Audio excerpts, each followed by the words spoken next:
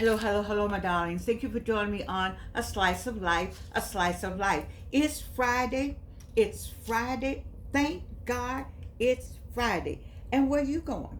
Well, I had great plans. I was going to a line dance and I was going to Ellery's. You all know about Ellery's in Atlanta. You heard me talk about Ellery's. I was going to the club.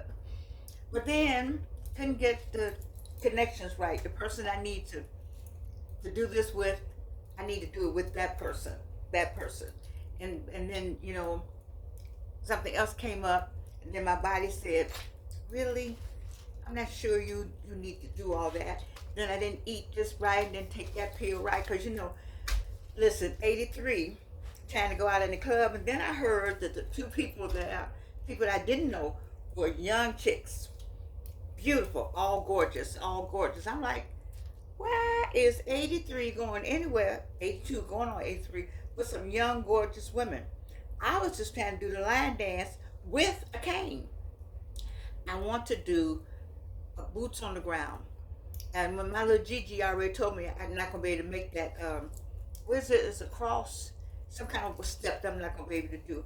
I said, okay, well, she said, but you can just fake that kind of step and then join back in when they do the rest of it. But I don't have the basic step.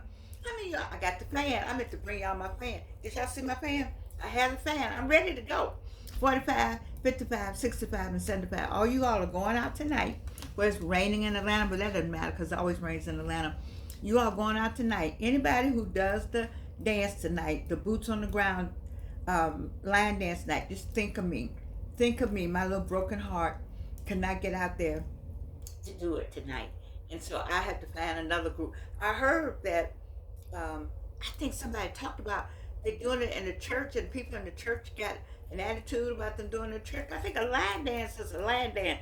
They can do it to. No, you have to do it to the song, don't you? Boots on the ground.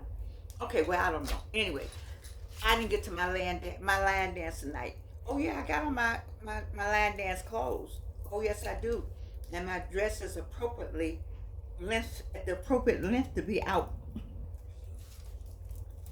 Anyway, I'm just excited about going, and I knew I had to smile like this maybe, and talk like this for a minute, and look like this for a minute, but I was willing to do it just to be out for just a few minutes, but I didn't make it, so it's okay because I ran across this paper, and this paper said there are emotional landscapes of aging. I'm like, baby, yes.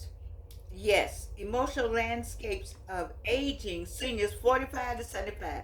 I said, that's my audience, 45 to 75. And what's the landscape? Number one was physical limitation. Well, we already addressed that. I'm just going to list them. Cognitive decline. Let me stop on that one. Let me stop on that one. I'm not going to list it. I'm going to go to cognitive decline. Sometimes you forget things. I don't want you to start thinking that, oh, I want you to stop saying, I don't remember because I'm older. I need you to stop saying that. I need you to stop saying, I forgot I'm getting old. I need you to stop saying that. Let me make it clear. I know I don't have that D. I don't have the MD, but I'm saying to you, stop saying I'm getting old. Stop saying I can't remember. Oh my God, I just can't remember anything. I have a friend who said that all the time, and guess what? She does not remember anything. You tell yourself those things. I'm gonna get on this cognitive decline. You have to stop saying that. Memory lapse and slower information processing causes frustration. You see me sometimes on here. I have to think a little longer. I'm struggling to try to get that thought, but I press forward. I press forward and I thank God when I get the thought. And I say, oh, I got it. Let me go on to the next thing. But once you say, oh, girl, I can't remember, I'm always forgetting something. Stop saying that. Oh, girl, oh, I just can't keep up with anything. Stop saying that. I watched the decline of a friend of mine for saying that all the time. I used to say, don't say that. And she said, okay, I'm not going to say it. And then the next thing I know, she was saying it. So she was saying it with me. She was saying it with everybody. And let me tell you, I told you about this. We've been talking about this ever since I've been doing this show 1,000 plus videos ago. This controls everything. And when you, whatever you tell this, the body is going to say, okay, I told you, I explained to you something that I'm going to go and call his name tonight. L. Cornell Pearson said to me, say you're 16. And I ask you to do this, and you don't believe me. I promise you, when you need to reach for something, when you need something really badly moved, when you are by yourself and you gotta have this, you tell the body, the head, this right here, I am 16. All right? And I promise you, for just that second that you need it, 16 will come into your body. I practice it. I have practiced it. I didn't believe it when he first told me, but I have practiced it more than once, and I know it works. I reached for something on the other side of my bed. No, I was trying to make up the bed, and then something was way on the other side of the bed. And, you know, a kid, somebody at 16 would just reach and get it, hop up on the bed and get it. But I didn't want to walk all the way around because I was thinking my neuropathy. I had all kind of reasons why I didn't want to walk around. I have a huge king size bed, California style. So anyway, I said, I need to get that. I need to get that pillow. That's what I said. And I'm not walking all the way around there to get it. And I stood there and said, I'm 16, I can just get it. And I promise you, I did it. I need you to have this right here. This right here is very important as we talk about emotional landscapes of aging. You 45, don't start saying, I'm getting older. Stop it. We all know that. Every day we're getting older. But once you say it to yourself every day, every time you forget something, you must press forward and say, I remember. Oh, I remember. I remember. And I think my daughter would say to me, you remember, Mama, you remember. Because you can't tell people you forget. You can't say that to people. You can't say it to yourself. Oh, you just forgot. No. Don't say that. Don't say that to anybody. Don't say it to yourself. You say you remember. Stay on the positive side of it. You remember this. You remember that. And then it because once you get in your mind, this person got in her mind that she was forgetful. And so the body said, okay, let's be forgetful.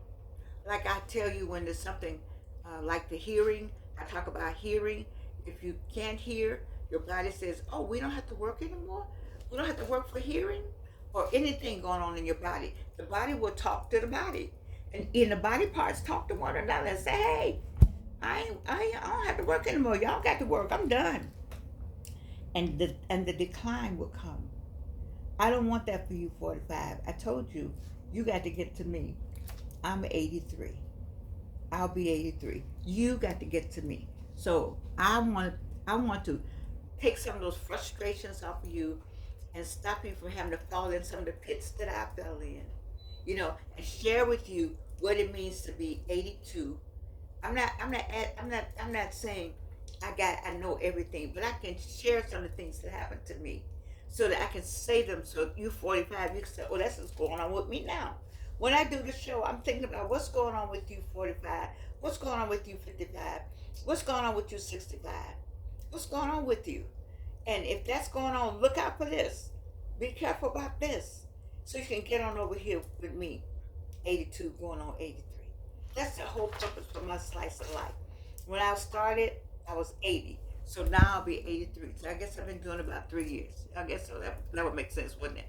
But I need you to understand this cognitive decline. So what you want to stay mentally sharp. How do you stay mentally sharp? Reading, for one thing. And not saying that something is going on. And it says engaging in activities that stimulate the mind and preserve the cognitive functions. What are those things? Well, I still teach. I'm blessed. I'm a teacher. I'm a professor, adjunct professor for 21 years at Clark Atlanta.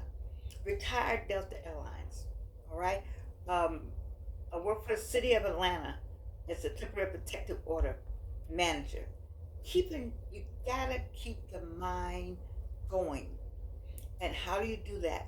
You stay involved in something where you need cognitive skills at a different level. you see. And so I talk about all the brain power that's sitting in the high rises. It just annoys me, and I can't do anything about it by myself. But I'm hoping that somebody 45, 55, or 65 will come up with an idea that will get some of their brain power out of the high rises. It's a whole plethora of people there that are extremely intelligent and learn so much, and they have wisdom. Oh, they have wisdom. They know some stuff, and they've been somewhere, and they're just settling down to just going to the store, watching TV, playing cards, maybe going to bed. Oh my God, it just annoys me. We have so many young people who need to have mentoring. We have so many young people who don't have grandparents that are that like these people I'm talking about, former educators. Some of these former educators can go back to their sororities, fraternities, and give their time back that way. They can go to the Y. They can volunteer and teach classes, continuing education classes. You know what I saw on the news today? I was so happy to see that. I think I was happy in a way, but they're offering skills to young people. Let's say don't go to college, or if you don't want to go to college, I have something better for you, or have something where you can make money right away. You can go out and be you can go work somewhere like at a steel mill, or you can build houses, or we can give you those kind of skills, and you don't need to go to college. And so I frown upon it in a way. I think it's okay, but I just think the college part, I would like to have a combination of while they're learning to take the hammer and hammer, they might read something in between. Have a reading class also, or a writing class, and then a hammer class. That would be me. But that's not the way it is. But they have some skills training going on, and I applaud that. But I applaud it even more, love. I got people in the high rises that also know those kind of things. And I'm saying, so all you 45 and 55-year-olds out there, why don't you start some kind of school or some kind of bridge between the um, intergenerational bridge? Is that such a thing? Some kind of bridge like that to go get those very educated former principals and counselors and English professors and English teachers and biology teachers and chemistry teachers, and pull them out to maybe tutor one day a week.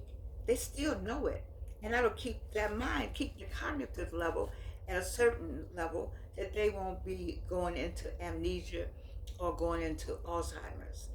That's just me. I think that the cognitive decline is what bothers me more than the physical decline. It's to not know that you are who you are, or to not know that you are even in the world. I don't want that for anybody. They can be physically happy and they don't know their children, they don't know anybody. They just, if something happens here. So I worry about myself. Sometimes when I have to think about it, but I think about it hard.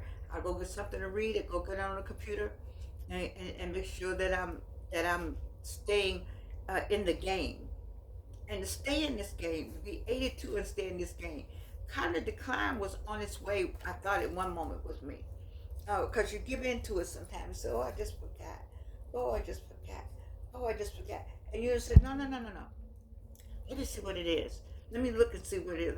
I'll use my phone and look up." I said, "Well, that's it. That's it." And I'm saying to you, it happens with all of us at all ages, but don't give in to it. And I don't even know how long this will last with me. But one thing about it, it's going to be a record. What is today? It's June 26, 2025. I'm 82 years old. And I'm saying to you, I need you to come over here with me. And to get over here with me, you got to stay vigilant about that one thing, that cognitive thing. You must stay vigilant about it. That's reading books and staying active and going to the high rise and getting those people out. There's a person, oh, well, I can't call his name because he's running for office against somebody. But I do know a person that he spends a lot of time in the high rises. He's running for city council, District 11. but so is my soror of mine. Just running. So if I call one name, I have to call all names. So I won't do that. But I will say that you when you go into those high rises, um, find some people that can join. Maybe just start with two people and start you a bridge business, maybe 45-year-olds, 55, and help these young people out that need some help.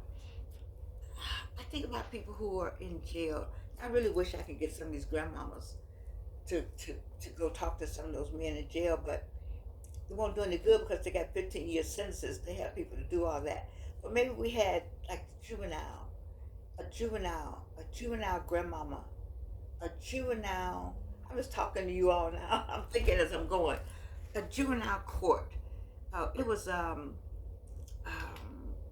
Glenda Hatchett, Judge Glenda Hatchett. I think she did a lot for you with young people. I just like to see I like to see us do more and connect them back to maybe the seniors in the high rises that have those degrees that they work hard for and they study hard for, that maybe can talk to them. Sometimes, sometimes young people don't have anybody to talk with them. They don't have anybody to say anything. They don't have anybody to say, young man, let me just talk to you for a few minutes. Young man, let me just kind of just stop and tell you a few things. If they in juvenile, they already know they're in trouble. If they sometimes they just want a person to be right there and stand with them. So you don't have to do that and show them how they don't have to do that. You see, so all I'm saying, all this it's not about cognitive decline and how we can bridge this thing and how you can keep 45 and 55 and 65 years on the cognitive non-decline path and come over and get the 75, 85 and keep us going also. You see, this is a two-way street we have here. I'm on this side and you on that side. But my path is to you and your path is back to me, hopefully. Giving is receiving, receiving is giving. Giving is receiving, receiving is giving. As much as I can give, I like to receive from you also. But I want to give as much as I can about this cognitive decline. Because I had a friend that say to me, I said, oh my God, I don't want to stop forgetting. And he was saying, well, girl, we forget at 45. At 40 something, we forget also. I'm like, oh, okay. So then I had to talk to myself. So I'm talking to you. I'm talking to you. I didn't make my Ellery's tonight. I didn't make my line dance tonight. But I hope I spoke to someone in terms of what we need to do to take care of ourselves and our people and our seniors and our youngins. You know, all this, we need all of this. Memory is a trip. You know, we this right here, we got to stay on top of this. This is what you got to stay on top of. When you give up, I've given up. I have given up. Today I had a big disappointment. Not going to line dance, that was one. I had a big disappointment today. Big disappointment. My personal friends, personal friends, personal friends. You know my big disappointment today. My family, and I'm just so disappointed. And then I said, you know what? My daughter said, you didn't lose anything. I was like, you know what? You got a point. I'm right. I didn't lose anything. And so I had to get over that disappointment. And it takes, I tell you all the time, it takes stamina to be an adult. How many of you had a big disappointment?